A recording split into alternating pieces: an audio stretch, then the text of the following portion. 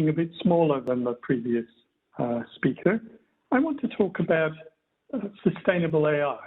So I want to talk about what, in terms of AI, we can do. And for that, I want to put a little bit of context. So I lead the Optus Center for AI, which, sorry, having trouble changing slides. 1 second. Okay. Yeah. Yes. So, sustainable AI is a movement to foster change in the entire life cycle of AI. If we are going to have sustainable development, we need to have sustainable development in all areas of society and science. And of course, my expertise is in AI. And so I've been looking at what can we do in AI to help. Certainly at the moment, AI is not very sustainable.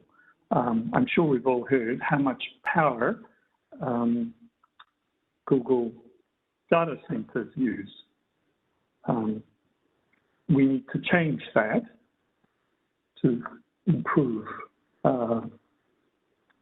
the sustainability of our society overall, which increasingly relies on AI to improve and to sustain and to continue development.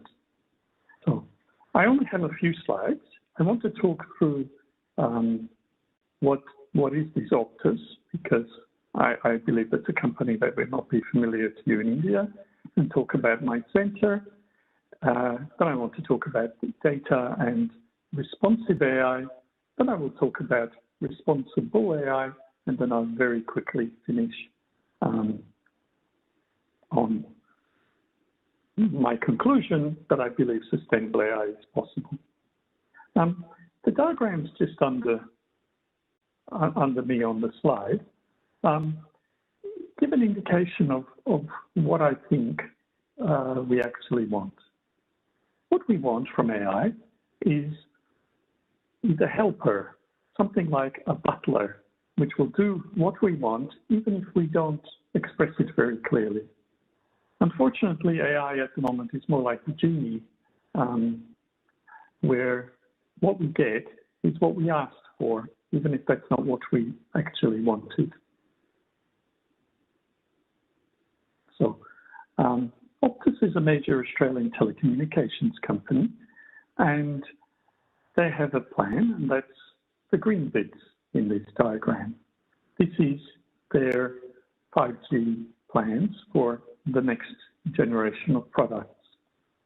And the red oval over the top is the parts where we believe AI, or at least the things our center does, will overlap. So we're interested in things like augmented and virtual reality, autonomous vehicles. The diagram says remote surgery, but in fact we're interested in remote health overall. And then I think edge apps is relevant, as I will mention. It's relevant to sustainability, as I will mention later. So what does my center do? The focus of the center is on responsive and responsible AI. And by responsive AI, we mean the use of human behavioral and biometric data, so sensors on people, sort of on your wrist, or pointing at you like cameras. And the point is to use these to create useful AI systems. So systems more like the butler I was talking about. The problem with these kinds of systems is that quite a lot of information, we leak a lot of information into the environment. There's a possibility that banks in the future may want liveness detectors so that cable comes out and you put it on your hide so they can check, is this a live human being? Is this the correct live human being? The problem with that is the bank now will have my heart rate signal. That sounds okay, that would identify me well. But what if the bank also owned an insurance company, health insurance company, and decided to run some heart condition detecting code on my heart signals, which they recorded when I was trying to just identify myself. Suddenly my premium, health insurance premium, goes up for something I may not even know about yet. Okay? So how do we deal with issues like that? That's where I think responsible AI comes in. It's a privacy by design approach to control private and personal data use. I won't talk more about it now, but I do want to stress that there is a difference between privacy and data security. Data security is how carefully it's stored. Privacy is the degree of control I have on my data or about data relating to me. I will have a slide later where I give a bit more of an example what we can actually do with the current state of the art in terms of privacy. So my center is interested in a range of AI technologies. We are interested in large-scale problems such as impact of AI and 5G on health, on regional telecommunications, improving higher education student outcomes, and the urban environment. And that's just as I mentioned, Optus sponsors my center, and then within my center, we have an Optus 5G lab. So we do a range of things with this telecommunications company. I just wanted to briefly give you a hint of the kinds of data I was talking about. The kinds of data that we've used range from camera-like sensors, thermal cameras, hyperspectral, normal RGB, wearable sensors. I mentioned things which go on your wrist, but there are also ones to measure other kinds of signals, EEG or functional near-infrared spectroscopy. So we tend to collect data often on people who are observing anything. As I say to people when I'm explaining it, if somebody's going to hit them, I'm not interested in the stress that they're feeling while they're being hit. I want to put the sensors on somebody who's watching and measure the stress by the person watching. This seems strange, but human beings respond very similarly to something when they see it. And so it means we can use historical data, and it means I don't have to, if somebody's being beaten up, I don't have to rush out with some sensors to try and quickly put it on it and get a measurement. I can just take a video and then show it to somebody. So this is responsive AI, and often it's looking at people. So if you notice that the little blue figure on the thing, its eye gaze is directed towards my face on this slide. Okay, so this is responsive AI. So it responds not just to the data on the technical or whatever problem it's solving, but it takes human reactions into account. But as I said, we leak personal information. So we're also interested in responsible AI. And as I mentioned, that is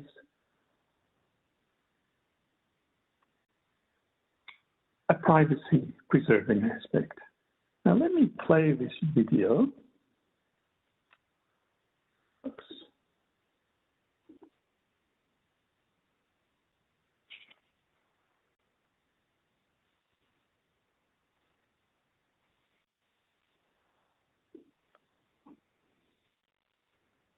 Somehow this has gotten stuck because there is supposed to be the trajectory is somehow not, oh, I've got it, sorry. Okay. If you look at just the trajectory data, which you probably didn't notice because the movement is so much more compelling when there are people, you can see there's two blobs come close together they jitter a bit, and then one of them moves off. It could be possible that a security guard would not be watching the full video. Somebody monitoring CCTV footage would just on the trajectory data be able to see that something unusual was happening. They would then request from the system a less anonymized view, and then they would see this one. And on this one, you can very clearly see it's, in this case, an attempted purse snatching, but the privacy of the two people concerned are still protected. Of course, in a purse snatching, the privacy may not matter so much, but there can be a lot more personal and not nice interactions where you would want to keep the privacy of the person being attacked. We could go even further and use deepfake technology for a good purpose, where the face of each of the individuals would be replaced by another face, which is in some way similar. So for myself, it would be replaced by somebody who's male, about the same sort of age, or whatever, and sadly probably same amount of hair. Which means that it would be possible to see facial expressions, which you can't see on the skeletonized video. So I'm actually going to now move to my final slide. I think in terms of achieving sustainable AI, there are a number of components we need. And I believe that responsive AI and responsible AI are two significant components. Remember that social justice was part of my definition at the beginning. So there it's very clear that we need the responsible AI. We need, though, to reduce energy consumption. And one of the aspects there is edge computing, where we do more of our computing in a clever fashion in small, lower powered devices rather than building bigger and bigger data centers. For whatever energy we're using, hopefully it will be green energy. And what else? There may be other things we need. I think during this conference, we will be talking about quite a few of the other aspects of computing for sustainable development. Thank you.